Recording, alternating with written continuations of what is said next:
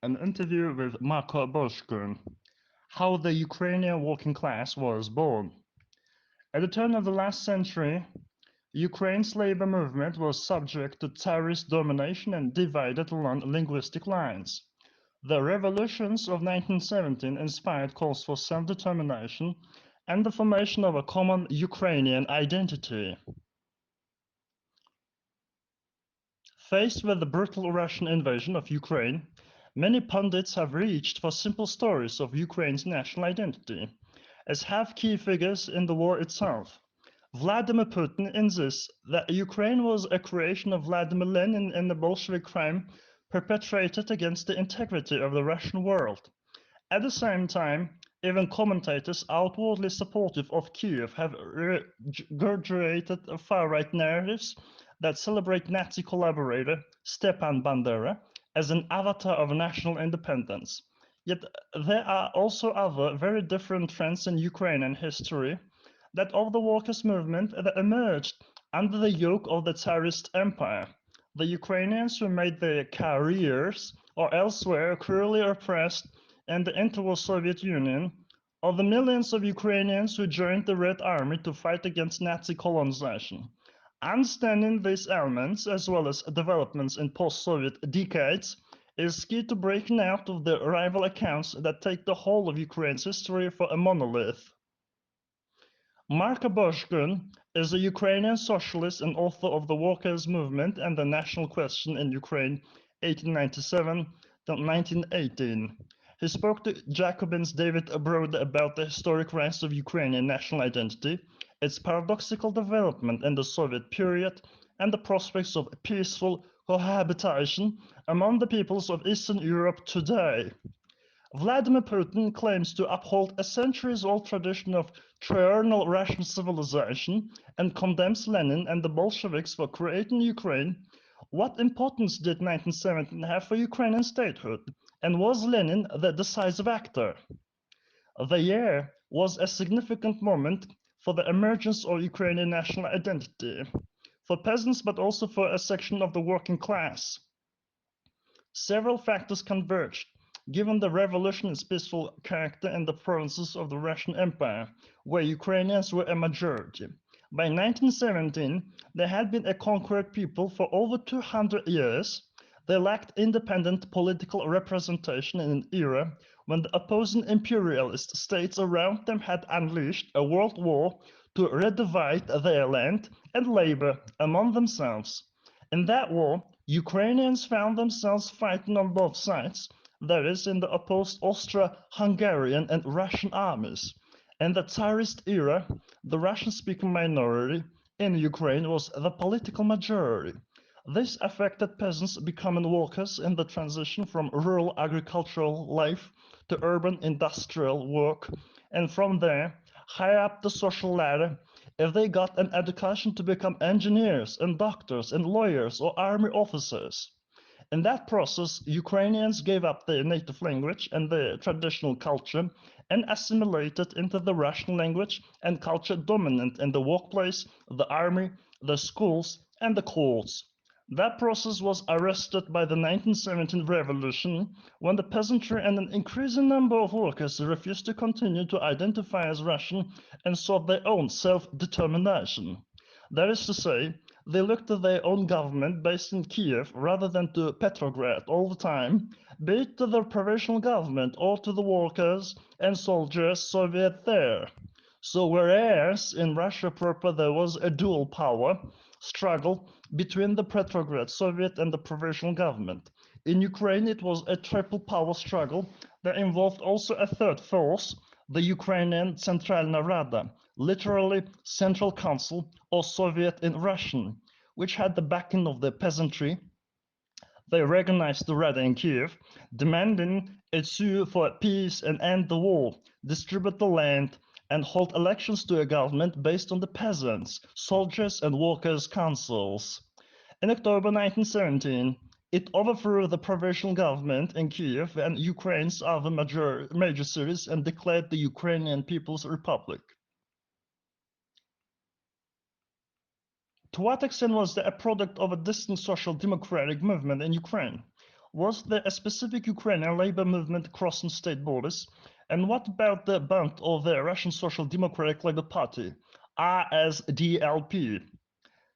There were significant contacts across the Austro-Hungarian-Russian border between Ukrainian radicals, anarcho-socialists, and later social democrats who cooperated during the period of autocracy. In 1905, the Ukrainian Social Democratic Workers' Party was formed in Russian Ukraine and stood alongside the Jewish General Workers' Union, the Bund, the BUND, and the RSDLP. There were 14 non-Russian social democratic parties in the Russian Empire, plus the Russian one. In Ukraine, the three main ones were the Russian, the Jewish, and the Ukrainian parties. They implanted themselves in different parts of the working class, the Ukrainian Social Democratic Party and the agricultural proletariat, and among unskilled workers in the towns and cities. The Bund amongst the Jewish craft proletariat and industrial workers toward the east and south of Ukraine, and the RSDLP everywhere from the craft proletariat to heavy industries in coal mining and metallurgy, especially in the East. These parties naturally used the language of their own social basis and they advocated national self-determination, be it autonomy within a democratized all-Russian state or complete independence. This is the case most certainly for the Ukrainian Social Democratic Workers' Party. There were always discussions that went on between social democrats of all nationalities. What was the long-term vision with respect to the national question? Those different views informed different programs and methods and divisions of organizations. This question was not so prominent in public political life, but did seriously influence social democratic activity in Russian Ukraine. Only in 1902 and 1903, when big strikes broke out in the latifundia in the wheat and sugar beet growing areas of Ukraine, did Ukrainian socialist democracy take off and acquire a social base and try to build on that. In the 1905 revolution, the national question was publicly at issue. Then in 1917, it exploded basically because of the war and the collapse of the Russian autocracy. When many more workers came into the national movement, it grew rapidly alongside the workers' movement throughout 1917, from February to October. As my book tries to analyze, the social democratic workers' movement in Ukraine struggled to find a common solution to the national question in the form of a democratic republic, in which the interests of all classes and all nations would be satisfied. The attempt to consolidate a Ukrainian People's Republic failed in 1918, and in the process of the Civil War, the German occupation, the collapse of that occupation in November 1918, and then the outbreak of widespread peasant jacqueria during the Civil War, this question was very important. At the end of the Civil War in 1921, it was clear to the Bolsheviks that they could not establish a state of their own on the territory of the former empire without recognizing the right to national self-determination, including for Ukrainians. There seemed to be two parallel processes at the end of the Civil War, an overall centralization of the Soviet state with less local control, yet simultaneously a Ukrainization process which recognized its differentness. There was a recognition of political autonomy, including cultural autonomy. You can't bring the population into the process of government without recognizing their languages as languages of everyday use in the workplace, in education, in government. It's a process of self-emancipation for non-Russian peoples, for the Ukrainians to be recognized for who they are and the language that they want. They don't want to live and work in the language of the former empire that had ruled over them. During the Civil War, the Ukrainian Social Democratic movement splintered, as did the Bund and the RSDLP. Two Ukrainian communist parties formed, advocating an independent Ukrainian Socialist Republic, and they eventually merged with the Communist Party, Bolsheviks of Ukraine, which had itself declared its autonomy from the RSDLP in 1918. The Communist Party of Ukraine was made up of overwhelmingly of Russian speakers, but increasing numbers of Ukrainian speakers joined it either individually or by merging their own communist parties, which they had formed during the Civil War.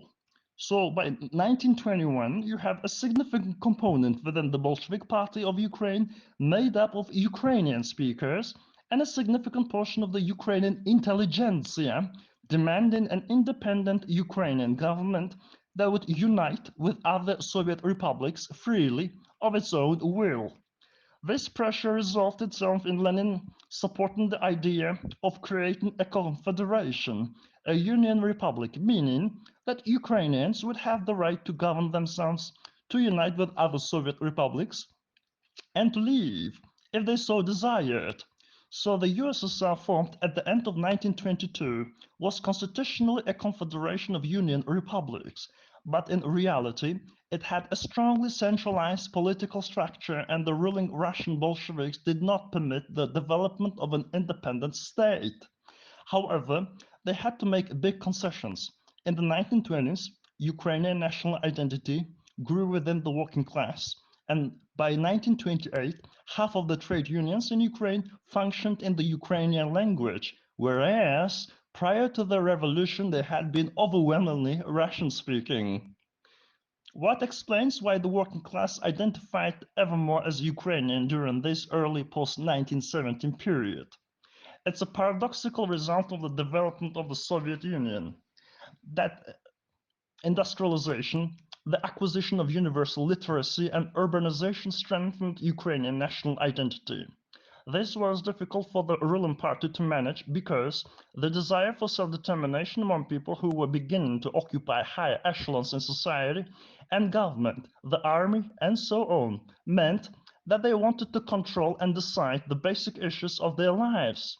So the Ukrainian communists of the 1920s wanted and demanded that there be, first of all, recognition of their Soviet Socialist Republic as a single economic unit, whereas the Russian Bolsheviks originally wanted to see the Ukrainian Republic divided into two, an agricultural and industrial area, and to decide the priorities of these two regions from Moscow.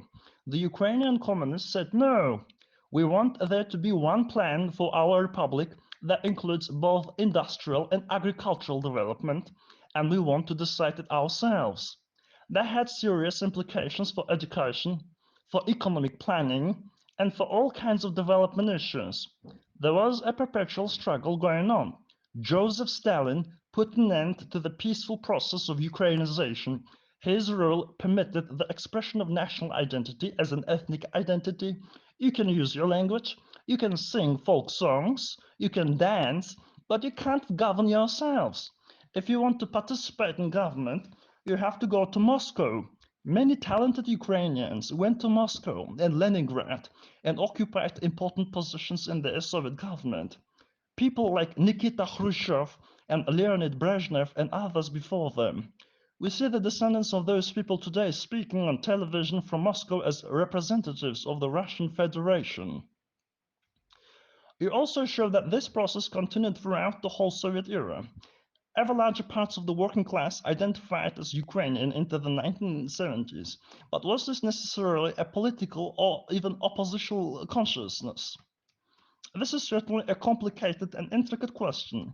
What I can say is, first of all, the Ukrainian identity as a choice for self-determination, which grew stronger in the 1920s, in conditions that allowed Ukrainians to enter into political life, was brutally brought to an end in the 1930s and driven underground with the Stalinist purges and the terror.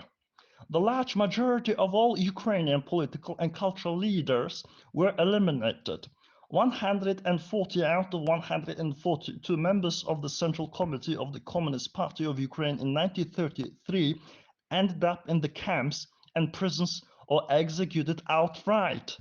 There was a wipeout of the intelligentsia during the famine of 1932 and 1933, which broke the back of the peasantry as an autonomous political force.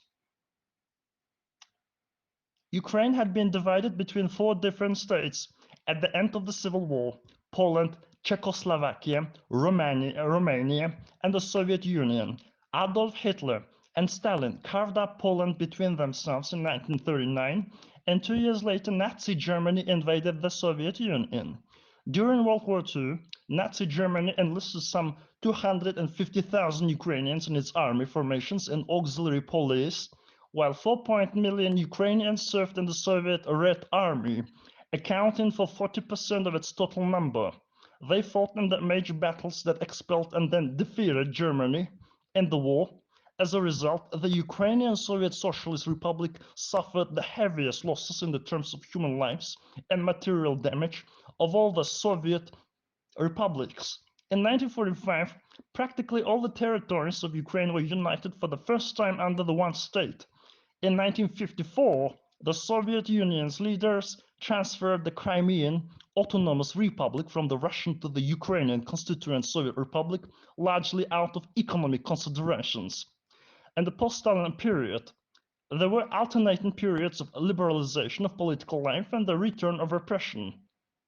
Yet a political consciousness for self-determination was always there up until the 1980s. There are good examples of this coming out of the dissident movement, the Ukrainian Workers' and Peasants' Union, formed in the late 1970s, and the Ukrainian Helsinki Group. But these were very small expressions of a political consciousness that was repressed under the pressures of censorship and intimidation. I worked in Ukraine for 20 years, traveling all over the country to Odessa, Kharkiv, Dnipropetrovsk, Lviv. Everywhere I went, I spoke Ukrainian, and almost everywhere people answered me in Russian but would switch to Ukrainian. I never experienced, except once in the Kiev market, any expression of chauvinism or racism against me for speaking Ukrainian.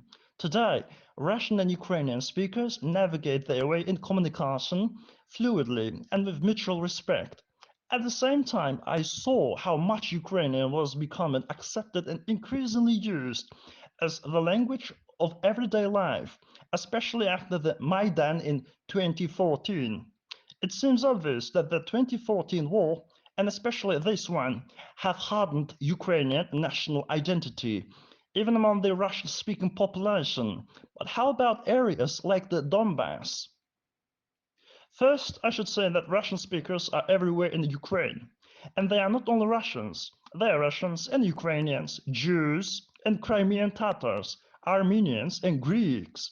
So the Russian language is not itself a significant marker of national identity or political allegiance, except for far-right nationalists. What is significant is whether you identify with your fellow citizens who live here in this country as one nation. Many in the international left don't grasp this when they say that there is this Russian population dissatisfied because it faces discrimination. That is simply not true. It is a claim made by the propagators of the ideology of the Ruski Mir, the Russian world civilization, to which all of Ukraine, they say, rightfully belongs, including Donbass.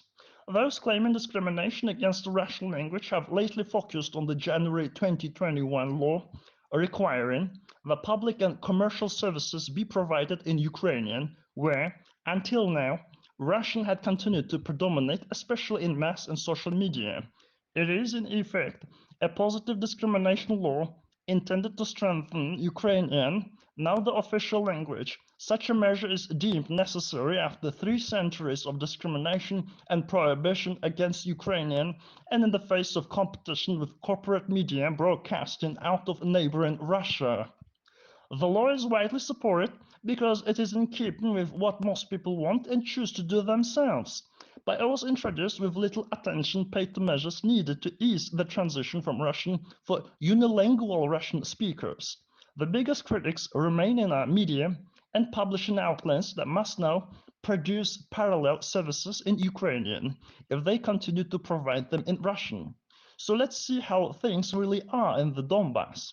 It was industrially the most developed part of Ukraine. The region also spreads over the border into Russia. It had a very high standard of living, was economically closely tied into the economy of the Russian Federation, was historically linked up with Moscow and Leningrad by rail and other communications. From the 1970s onward, particularly after the collapse of the Soviet Union, when the new capitalists pillaged and privatized